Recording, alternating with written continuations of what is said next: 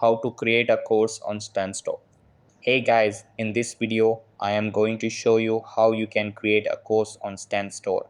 So make sure to watch this video till the end and let's get started. So the first thing that you want to do is log into your Stanstore account and go to the add product section. Over here, select the e-course option. After that, you will have the option to create a thumbnail, checkout page, and course content. Start by uploading a thumbnail image for your course. Then add a title for your course. Make sure it's within the 50 character limit.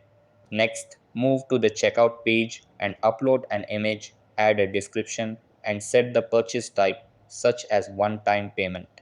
Now, you will need to create the course structure. Over here, add modules, and within each module, you can add lessons.